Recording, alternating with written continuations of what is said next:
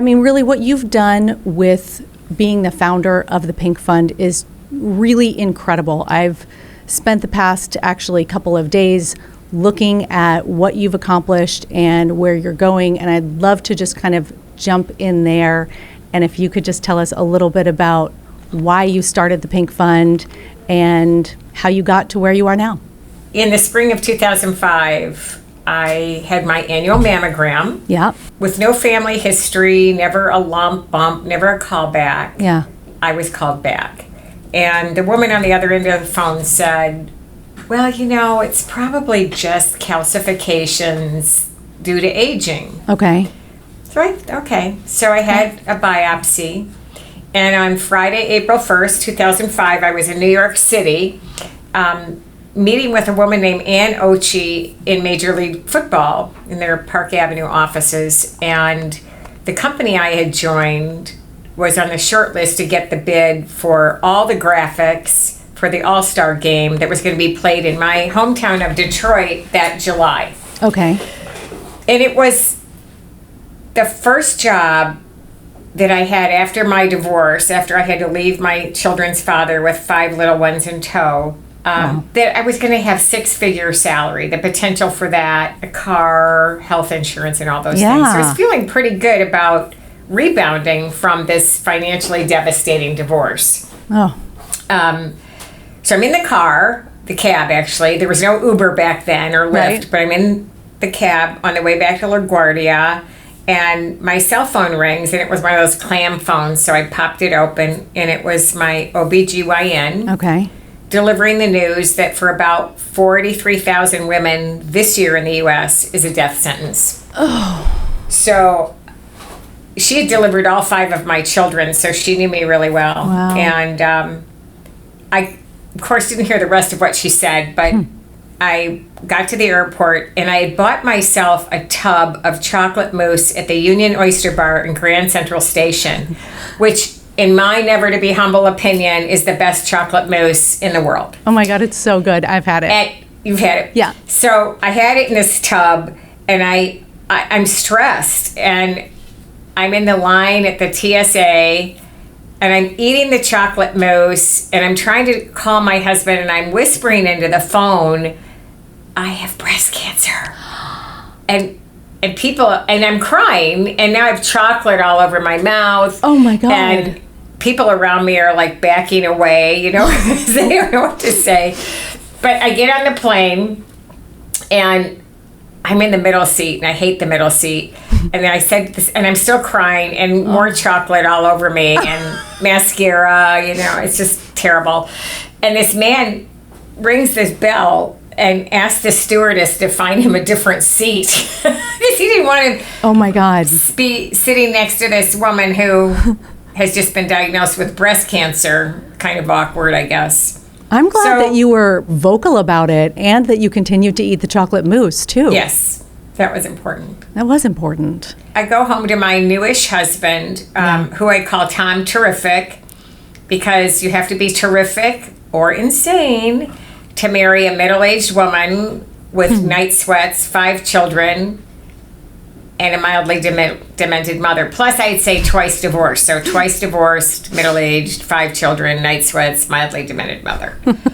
I don't know that I can take this new job and do it justice. So I need to call these people and share my diagnosis with them. So that left me basically unemployed and unemployable for 6 months while I underwent treatment for early stage disease. So it was unlikely to take my life, but it took my livelihood. Yeah. And with the addition of the COBRA premium of $1,300 a month, I was not eligible for Medicaid at the time. I see.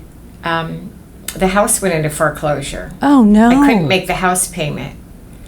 And every 58 days, my automotive creditor would call and ask if I was planning to make a payment or should they plan to repo my car. Oh my God. And then at the end of treatment, when everybody stopped delivering, which was pretty much lasagna every night, I'm in line at the food bank to feed the family. Oh and my God. I had this moment of like, why isn't somebody doing something about this? Yeah. And more importantly, I met other women in the treatment waiting rooms who had much more advanced disease. Okay. They were on longer, more physically toxic treatment protocols. And they were thinking that their treatment was going to outlast their FMLA benefit, leaving them unemployed. Mm-hmm. So they were going to stop treatment and go back to work. And that was it. I was like, whoa. Somebody's got to do something about this. So why not me? They would have just abandoned their treatment to keep their job. Well, because their families depended on their income. Yeah. And so was that the moment where you thought, why isn't anybody doing anything about this? Right. Nobody was addressing it. When I went to the social worker at the hospital, she said, well, I could give you a $50 Kroger card. So there was nobody making any providing significant financial assistance. And I think that we were the first in the country to do this. That's incredible. When we actually officially launched in 2006. That quickly? Yes. Wow. Well, I had a hiccup. Okay. I actually started an organization with two people I implicitly trusted. Yeah. Under another name that I had, and within a year they decided they wanted to go on without me, which turned out to be a real gift because I never would have been able to accomplish what we've accomplished had I stayed with them. I really wanted to have you on because I hadn't heard about the Pink Fund and I loved the mission. So can you just talk about what it is, what your whole goal is? So very simply, our mission is to sort of mitigate some of the financial barriers that impact treatment adherence, financial wellness, and survivorship outcomes. Nice. So we do one simple thing. We pay patients non-medical bills directly to their creditors for housing, so that could be a mortgage or rent payment. Okay. Transportation, car payments, car insurance, utilities, health insurance for 90 to 180 days. I'm sure that you have to be able to qualify for your assistance. Is that something that people do just through the website, through a simple application? There's on the website, you answer 5 pre-qualifying questions, which are, you are in active treatment, which by our definition is mastectomy, chemotherapy, radiation. It does not include the long-term hormonal therapies that are often prescribed for 5 to 10 years. Your household must have experienced a loss of income, full or partial. Sure. And after COVID or during COVID, we decided it wouldn't just be the patient that had to lose the income. It could be the spouse or domestic partner. Oh, so that there's been a drop in the household income. Yeah. The other piece is that your household income must be at or below 500% of the federal poverty level. Yeah. Which allows us in many zip codes to rope in the middle class, which are sometimes even more vulnerable than the lower class because they are already knocked out of the social net programs that are available. Like they can't get food support or they can't get rent assistance. They wouldn't qualify for Medicaid. If they lose their income, they fall into that lower level. But most of those programs are predicated on your previous year's income, so they wouldn't get any support. How much money have you paid out to people? $7.4 million. It's amazing. And do you know how many people offhand? Close to 4,000. But remember, these people are getting 3,000 to 6,000 in support. Yeah. So we do know that we are the only organization that provides these large amounts and duration of support. Okay. There are other great organizations that will send, a cash card for a couple $100 or deposit some money in your bank account. When you do those things, it's really great because patients do need cash. They need that. I would have loved that. But you can't track where they spend the money. No. So we can tell any donor who we made the car payments to. Yeah. The names of the creditor, what states, what vehicles, same with mortgages, utilities. So we're very clear about where the money goes. You've been around since 2006, which for a nonprofit, as we talked about, is like running a business. essentially. So you are not only the founder, but also the CEO. Yes, but I have to disclose that I came clean on Monday of this week because my husband actually did all the grunt work.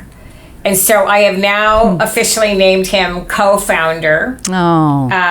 Because I couldn't have done it without him. Yeah. And I didn't have the patience. I was the visionary. Yeah. And he was really the person that needed to execute my vision. Is this Tom Terrific? Yeah, that's Tom Terrific, yeah. So great. And so where are most of your donors coming from? Do you rely upon private donors as well as corporate donors? In most nonprofits, the best practices are that your largest percentage of donors are individuals. Yeah. That's not true for us. Our largest donors are most often our corporate partnerships, which are contractual. So for instance, we're in the 12th year of a partnership with Ford Motor Company through their Warriors in Pink program. And in fact, Ford, I put the blue oval of Ford on my vision board in 2007, knowing that this problem that I had identified was not relegated to Michigan, that it was national. Yeah. But how were we, this tiny charity, going to be able to go national without a big corporate supporter behind us? So Ford picked us up, took us national, mounted a fabulous ad campaign for us. And so now all the money that they've donated, which is close to $2 million in the last 12 years, goes to transportation assistance. Oh, that's incredible. So go back to that. So corporate partnerships, cause marketing partnerships where a percentage or dollar amount of a item sold, and this is again a contractual relationship. Sure. And then the third is the individual and family foundations, and as well as we get some very nice support from the pharmaceutical companies. Oh, that's amazing. And where are you hoping to get to in terms of people that you can help? What's your ultimate goal? We don't spend money advertising or marketing. Yeah. It's all very organic.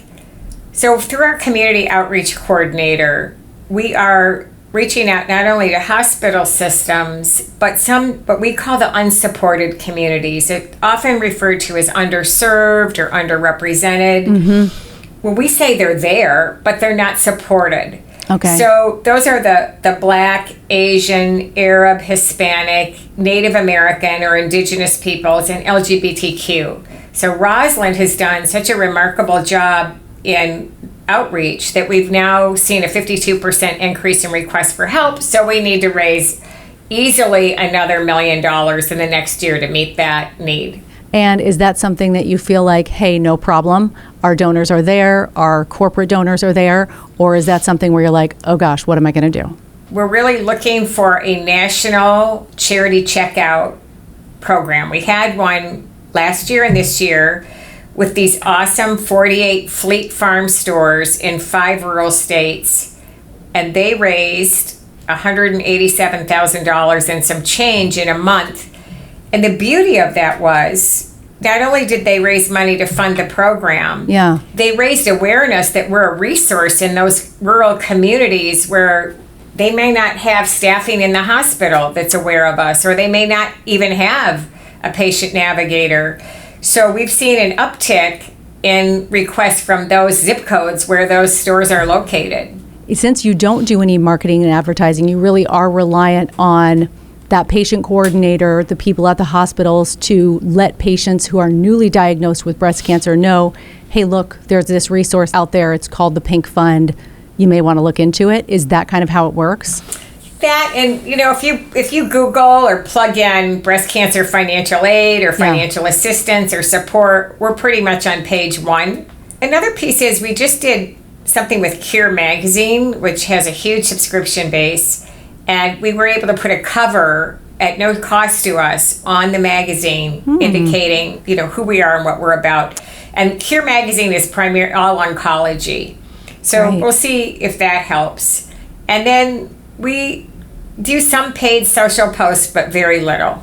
Okay. Because every dollar we pay for marketing is a dollar we can't support the patient. Absolutely. I would think that would be difficult to spend knowing that. We never spent any money on marketing until the last year. But when Ford did their whole campaign, that's when they went with, you showed me the picture from the Desperate Housewives guy, right? James Denton. Mm-hmm. Yes. Yeah. So that was all of their marketing dollars went to Yes, and support we were your told organization. that it was a fair market value of just over $7 million.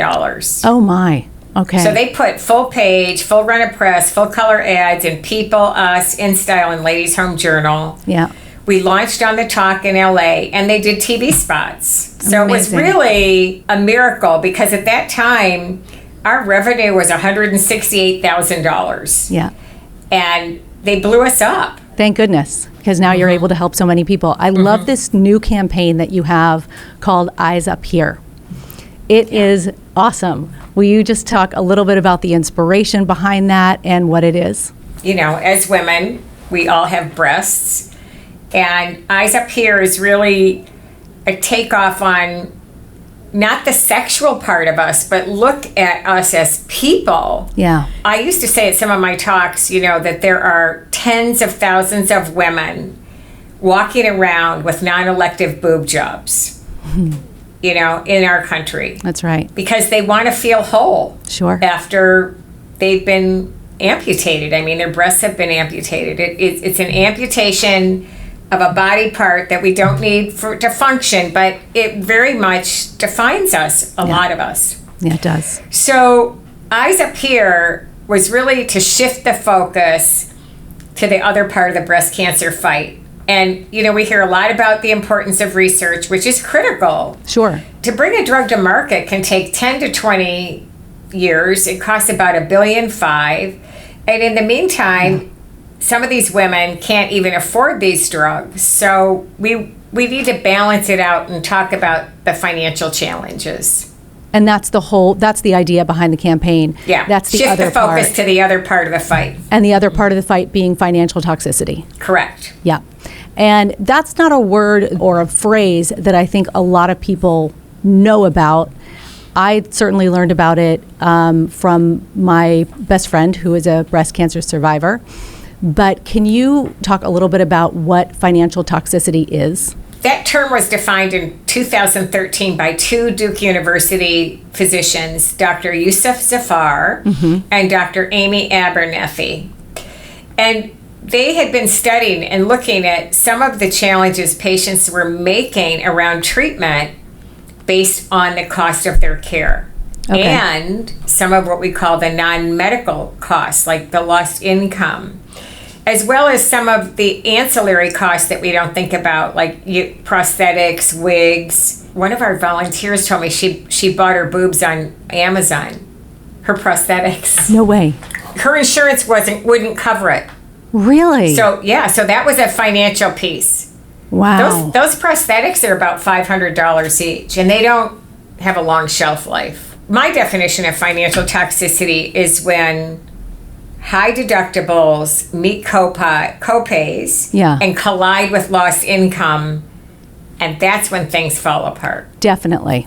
That's not a happy collision at all. And that's why the Pink Fund exists. Correct. So that 90 to 180 days, that's again based on need. If someone really needs the ongoing support, you max out at 180. Well, so I have to clarify that. Okay. Our 180-day program is for women with metastatic disease. Okay. And that's when the breast cancer has moved out of the breast and is in the vital bones, organs, or brain. Yeah. And they're going to be in and out of treatment the rest of their lives. I mean, many of them experience this lovely period that they call NED, which is no evidence of disease, or NEED, no evidence of active disease. Yeah. But many of them can no longer work because the treatments are arduous. Yeah. So they apply for Social Security disability. Okay. And there is a mandatory 5-month wait period where you cannot show any working income. So that's where we step in through what's called the Mary Herzog Fund, basically founded by Mary's husband, Steve, because his wife died and he really wanted to honor her. So that fund helps those women in that wait period. The wait period, you said, is 5 months or 5 weeks? 5 months. 5 months. That's a long time. Mm-hmm. You know, we're not going to solve this problem. What we're doing is we're providing a financial bridge to the next place where they're going to get support. Right. You were so fun to talk to the other day, and you told me this story about the fact that you have a prosthetic. Yeah. And you kind of liken it to like, oh my God, where are my glasses? And that you've, left it at home. And you talked about this situation that happened on a plane, another plane story that I loved so much. And I would love for you to tell that story if you would not mind. I have this prosthetic, and the reason I had it was, again, financial toxicity. If I had reconstruction, it was going to require more copays, possible risk of infection, ER admissions, and failed reconstruction, removing the prosthetic, putting a new one in, and it was just too much. Yeah. So I thought, I'm older. My husband didn't care. He called my breasts the twins. He now calls them the sisters. And so I have a prosthetic. Yeah. But this one time, I would lose it. Like, I would not put it in the same place. Like, sometimes you don't put your keys in the same place. Yeah, or exactly. your cell phone. So I get up to the airport, and I'm going to a speaking engagement in California. And I'm all of a sudden patting, and I'm like, I don't have it. And I thought, oh my God, where is it? Like, we had a dog. I was afraid, like, the dog, what if the dog, because it smells like me. Sure. So I get on the plane, and again, I'm in the middle seat. I don't like the middle seat. People who book my travel know that I am on the aisle on the left-hand side of the plane. Okay. That is my preference, so no middle seat. So anyway, I'm sitting there all flustered, and this large man sits next to me and kind of looks at me and says, what's wrong with you? And I said, well, I can't find my right breast. I think I left it at home. I'm worried the dog might eat it. And he's like, what happened? And I explained, and he said, okay, this is what you're going to do. You're going to go in the bathroom, and you're going to get Kleenex, and you're going to fold it up, and you're going to create the breast, and you're going to put it in. And he said, so you should go do that. And I'm like, oh my God, it's not going to work.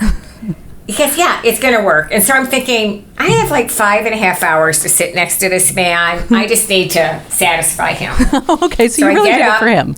And I go in the bathroom, and I try to kind of put this device together. It's, it's Kleenex. It's not, I don't know. I tried folding it to make it look like a prosthetic, and, it wasn't working. So I put it in, I come back, I sit down, and he looks over and he says, you're right, didn't work. What I love about that story is the fact that you were so vocal about it. You didn't shut yourself down. You didn't stay silent. You just told this stranger exactly what you were going through. How does that feel? How does it feel as a woman to have one breast? How does that change the way you feel about yourself? I think it's a huge struggle for many women. Fortunately, I have a very supportive and loving husband. As I said to you earlier, I had done what my breasts were biologically engineered to do. I had nursed 5 babies in the first year of life. Yeah. I had entertained 3 husbands and other boyfriends, and I didn't need them. Yeah. So, but for many other women, they really struggle. I have a friend whose husband said to her after her double mastectomy, well, I liked your old breasts better. She had reconstruction, and she's like, well, so did I, but here we are. Yeah.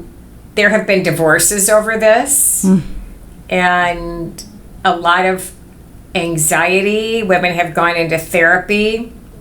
There was a woman I know who had implants. Yeah. And she was not happy with their appearance and was going to a therapist, and finally one day did something pretty shocking, because he just could not grasp it, because all he could see, what you all see, with me, it looks okay, it looks balanced. Yeah. Projection looks even. Yeah. And she rips off her shirt and says, does this look normal to you? Wow. And it really took her a long time. In fact, one of the prosthetics migrated across up her back. What? Yeah. We talked about women will wear a lovely piece of lingerie Yeah. during their intimate moments because they don't want them to be seen. Right. Many of them will no longer allow their husbands or boyfriends to see them in anything but a dark room. Yeah. And for the women there's a big movement towards going flat now, just being flat. Mm-hmm. Women have become more empowered in the last 20 years, certainly, and certainly in the last 3 to 5 years. Definitely. So they may think differently about it. Yeah. When you were going through making those decisions for yourself, were the options made very clear to you? You could go this route, you could get the implant, you could not get the implant, you could use your own tissue. Was that all made clear? It was 18 years ago, and at that time, the surgeon only offered an implant. But there are other methods of reconstruction that are more effective using your own tissue. Mm-hmm. But the healing period is very, very long. Yeah. And I've been told that reconstructive surgeons really push implants because it's pretty quick. Whereas this procedure called the deep flap can be, depending on how skilled the surgeon is and other things that could happen, many hours. And the healing period of removing your belly fat and bringing it up and creating very natural breasts with blood vessels and fat is extensive and painful. So, well, actually, we just taped a show with Dr. James Chow, who is a microsurgeon and a breast reconstructive surgeon. And actually talked about the deep flap versus the tram versus the implants. And why I really wanted to do that was because, like you, I know other people who have had breast cancer who the options were not made clear to them. Not even around, do you want this size or this shape or this shape when it comes to the prosthetic or implant route. But they weren't even told anything about the autologous route of using your own tissue. And that is a much, much more complex surgery that requires a microsurgeon, which Dr. Chow is a microsurgeon, and explained how one has to remove that blood vessel from the muscle, but that is an option for women who don't want to have to, let's say, be worried about that implant migrating or even be worried about having to replace the implants. Recently, we as advocates were successful in basically lobbying the Center for Medicaid Services because they were going to change the coding on the deep flap so it wouldn't be covered by your insurance. Mm-hmm. So the copay on that was around $50,000. I was one of the advocates. I wrote a blog about it called Deeply Disturbed. Yeah. We all sent letters, and I thought it was a great representation of advocacy organizations and breast cancer charities coming together to allow women to have a choice. Definitely, because there are choices. The right to choose. The right to choose. I've learned a bit about, now more so thanks to Dr. Chow, is that there really are options. And we should be told what they are, in this breast cancer. If you are one of the 8 women who has that breast cancer diagnosis, what your options are early on. And hopefully, if it's diagnosed early on, your options are made very clear to you. Because in some cases, you can take the cancer out and replace the breast in one surgery. Which is pretty incredible. Mm-hmm. And I don't think a lot of focus is placed on that. I feel like women are just kind of like, you should be so grateful that you're alive, which of course, absolutely, but not as much is placed on how are you going to feel about yourself after the fact? What are your choices? How do you want to look? I don't think there's enough education on reconstruction, on what the treatment's going to be like, what the cost of care are, what are your options. So one of the things that we talk about is get your diagnostic testing done in the first quarter of a calendar year. Now that would mean you might have to back it up over years because you can only have a mammogram every 12 months. That will be covered. Sure. But, for patients diagnosed in the latter part of the year that might be looking at 2 back-to-back deductibles, Yeah. that could put you into almost a bankruptcy situation if you have, Sure. 2 $15,000 deductibles. Yeah. And can you wait? If you get diagnosed in November, could you wait till January? Right. Did you feel like when you got your diagnosis that you picked your team, surgical oncologist, your medical oncologist, were you choosing them, or was it just kind of like, here's who you got? They were just there. They were there. Yeah. But the worst part was they put me in a room with a VCR tape in a white room by myself. Here, watch this. No. Really? But I have to tell a really funny story. So Okay, when I'm you ready. have radiation, you get tattooed, like little blue, so they can line up Right. the device. Yep. So I'm in, again, this white room, very sterile, on a table, naked from the waist up. Yeah. And this young man, the tattooist, is there. I said to him, so I have a question. When you applied for this job, what did the job description read? And he said, what do you mean? And I said, well, I don't know, like bus handler, must be able to handle and manipulate various size of breasts without becoming visually aroused. And he's like, Yeah. and then I said, do you get an assistant bus handler to help you if like a large bosomed woman comes in and her are falling off the table? I mean, you Right. need help. You know what? I think it's a fair question. You go and speak to people with breast cancer diagnoses all the time. So what do you say to them as a woman and how you identify? I try to talk to them about being their own advocate. And if they're an introvert, then they need to find that sort of extroverted friend, this kind of take no prisoners person Yeah. to go with them, Yeah. to meet with the physician or the treatment team, and to ask the questions that you may not feel comfortable asking. I mean, many women are afraid if they ask too many questions, they're going to piss off the physicians. Yep. And they're not going to get the best treatment. So, but if their friend or ally is there, that can be helpful. The other thing is I tell them, you should record the meeting. So you should ask. That's great May I advice. record the meeting? Because you're not going to remember everything. Nope. Then you can go back and listen to it and know what questions you may want to ask the next time.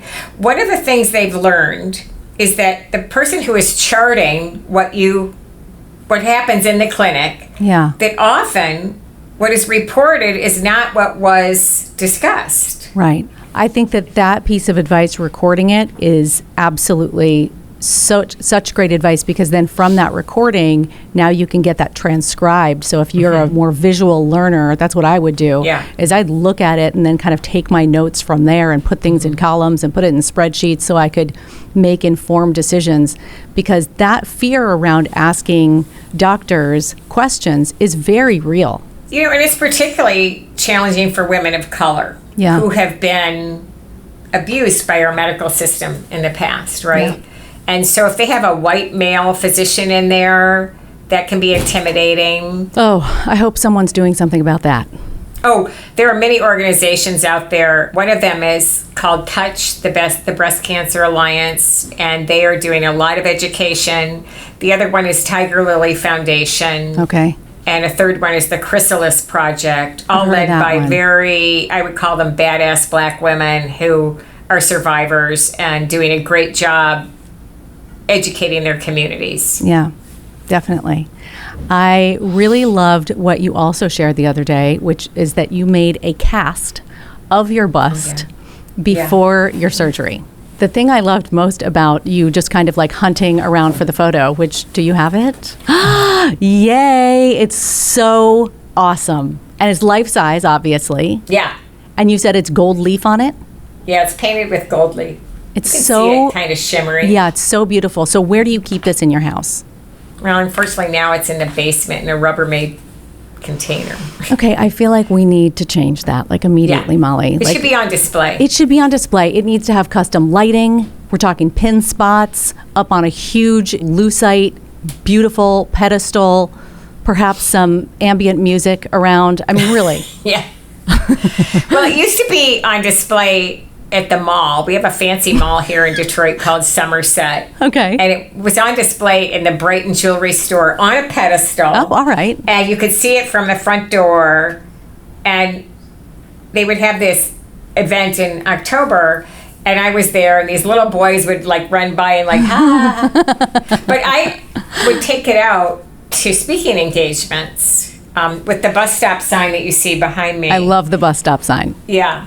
And one time they asked me to put a t-shirt over it because it was too sexy.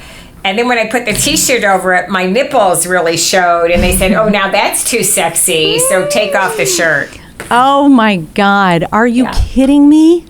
That is No, it's funny. ridiculous. Put a It's t-shirt funny. on it and then take Yeah. the t-shirt off? Yeah, because it was too sexy with the shirt.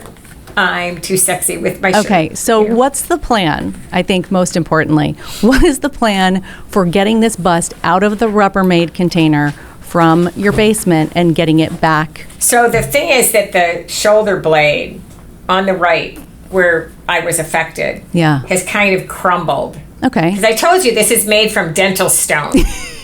you did. And And just, dental stone is only meant to make small molds of teeth, not giant boobs. okay, but the thing that made you do it out of dental stone was just that you were talking to a dentist while you were formulating this plan with your friends? Yeah, and he said that it's a very durable product because there are no air bubbles in it because you have to shake it out. You know, it's been around 18 years Okay, now. where did you go to get the dental stone, though? Oh, so we looked it up, and Yeah. I went to a place where this guy is making teeth, Uh-huh. and I bought a 32-pound container of dental stone. It's powder Okay. that you mix with water, Yeah. and brought that home, and my husband made the bust. Oh, my God. And then what'd you do about the jiggle factor? As he's describing the process of creating this, he tells me that you have to jiggle every inch of liquid dental stone you put in to get the air bubbles out so that the thing will not fall apart. Right. And so I asked him, and I didn't have any money at the time, but I was willing to give him $100 if he would do this for me. And he Okay. just looked at me and he's like, ma'am, I cast up teeth, not boobs. But I do love that basically making it monumental in some way, making a monument that you can hearken back on. My other best friend, who is also a breast cancer survivor, made a calendar of women who she body painted, and they were all nude or semi-nude, whatever they were comfortable with, but it memorialized their bodies in a way that was so honorific and absolutely stunning. We talked about the winged victory, Yeah. you know, in the Louvre Yeah. at the top of the Daru staircase. Yeah. That statue, she has no arms, Yeah. no legs, as I recall, and no head. That's right. But that statue is so powerful. Yes, it is. And this, when this came out of the cast, this looked like a wing to me. Yeah. So we call this my winged victory. Oh, I love that. Yeah. Okay, that must also go on the pedestal, just Yeah. like in a museum. Beautiful, Maybe beautiful Sotheby's nameplate. will want to sell it and fund my retirement. There you go. I mean, it could happen. So what's next for the Pink Fund? What's like the big upcoming thing that people should know about? We're trying to scale Yeah. to meet this increased need, so fundraising is key. Okay.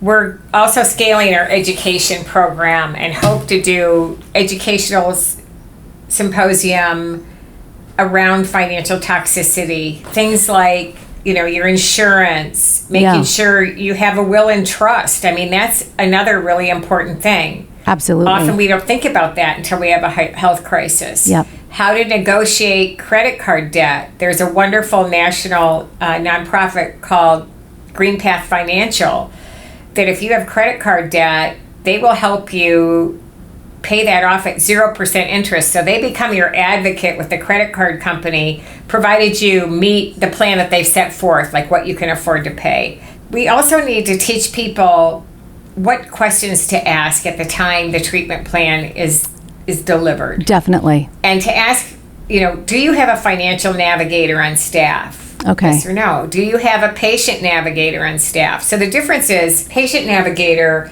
will navigate you through the treatment process. Yeah. They're not going to stick you in a room anymore with a VCR tape and say, listen to this. Thank God. The financial navigator is there for two things. To make sure that the patient understands what the costs of their care are going to be. Yeah. That they understand how to negotiate maybe a payment plan with the provider. Right. Because think about it, the provider doesn't want to be left with all this unpaid debt. That Absolutely they're going to not. sell Yeah. to a third party who's Sure. going to try to collect, and then they're getting pennies on the dollar. That's right. Yeah. So it's a win. It's very holistic when you think about financial toxicity. Mm-hmm. It's not just the patient and their family. It's the provider. It's the insurance companies. It's the pharmacists. Yeah. It's the surgeon. It's everything. Yeah, it really is. So you accept, though, donations from individuals. Like if I want to be a donor, I can go to the website. I can donate today.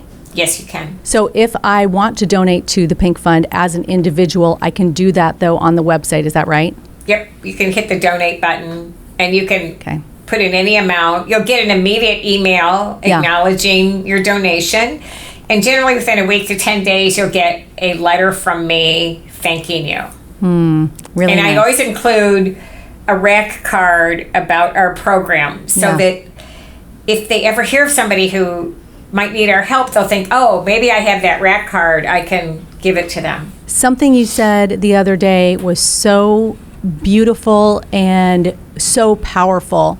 And it was, instead of asking, why did this happen to me? I asked myself, what can I do with this? Yeah. Oh, I just think that is so incredible and such a powerful thing. I think I call that a God wink. Yeah. I had always wanted to be an entrepreneur and have my own business. It never would have occurred to me that would be in philanthropy Yeah. or the result of a crisis in my own life. Yeah. But I think the lesson for all of us is that I don't know anybody gets off scot-free without some kind of challenge, right? No. And then, okay, it happened. You can spend a lot of time ruminating on why it happened, or could I, Sure. eaten more healthily. Maybe if I didn't marry my second husband, I wouldn't have had so much stress and I wouldn't have gotten cancer. But that's useless. It is. And I love that one quote, don't look in the rearview mirror, you're not going that way. Yes. We can learn from the past, but we can't spend time continuing looking back. No. I just thought somebody has to do something. And the crazy part was, I'm in line at the food bank and I'm thinking I can pay somebody else's bills. And that's kind of this whole thing around the biology of belief. Like I just Dr. Bruce believed I could Lipton. do it. Do you love that And- book? Yes. I do too. Yes.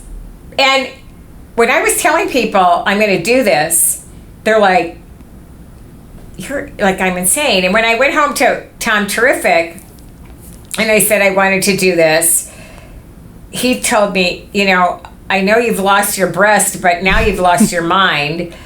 But because he sleeps with me, he went along with it. It was either go along with this or you're on the couch. So we did it together. It's really beautiful. It is incredibly heroic and admirable, and what I would just call, having huge pussy energy, which I define as courage that you don't even know that you had until you absolutely need it. It is really the birthplace of humanity. Absolutely, it is. That's Right. where we all come from.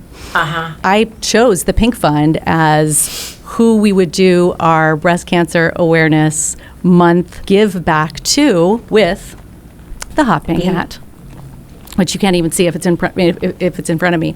But with the purchase of one of these, we give $10 back to the Pink Fund, and so that can be found at hugepussy.org. And I'm so happy to be doing this partnership with you. When I learned about your story, when I learned about how important the financial toxicity piece is, I was like, this is absolutely a no-brainer. But your personal story and how you think about life and how you think about giving back is an inspiration, truly. Thank you. It really So is. I just like to say, being from Detroit, Henry Ford famously said, whether you think you can or you can't, you're right. Absolutely. That book, The Biology of Belief by Dr. Bruce Lipton, completely changed my life. completely changed my life. It absolutely did. It came to me at a time that was really important. And it was after I had gotten divorced and was reinventing what it meant for me to be a strong woman, a strong role model for my daughter, and to actually become the person that I really wanted to be, that I would admire. And that came down to taking really big risks and discovering a lot about, one's huge pussy energy. Well, I think when I have my huge pussy hat and I'm walking at 7:30 a.m. in the morning in the dark, and I'll be seen in my neighborhood, I'll be able to share what this really is all about. Oh, you will be stopped in the street, as I've said to people. And, I think you should have the orange one, too. Like, now that I'm seeing you in the orange, I'm like, expect a package. Thank you. I love what you're doing. I just think that you're a remarkable woman, and I want everyone to know your story, and I want everybody to know about the Pink Fund and how important it is to support a woman's journey in cancer, like you said, not just for the research part that may take $1.5 billion in 10 years, but right now, how is she going to make her car payment? How is she going to pay her insurance? And how is she going to remain in her home? Thank you so much for the opportunity to not only share my story, but share our essential mission. So to find you, thepinkfund.org. Yep. And if you want to email me, it's Molly with a Y at thepinkfund.org. And my last name is MacDonald. So I say like the farm, not the restaurant. Like Old MacDonald. Okay, M-A-C, not M-C. Yeah. Okay, good to know. I love your mission. I'm so excited for the future of the Pink Fund, and I'm sure you will get to that place very, very, very immediately. It's on my vision board. I love that it's on your vision board. You're making me want to make a new vision board, by the way. You have to do one at least annually. I think so too, right? Mm-hmm. Here's to the Pink Fund. Here's to Breast Cancer Awareness Month, and here's to empowering women everywhere. Thank you so much, Molly. Thank you for having me.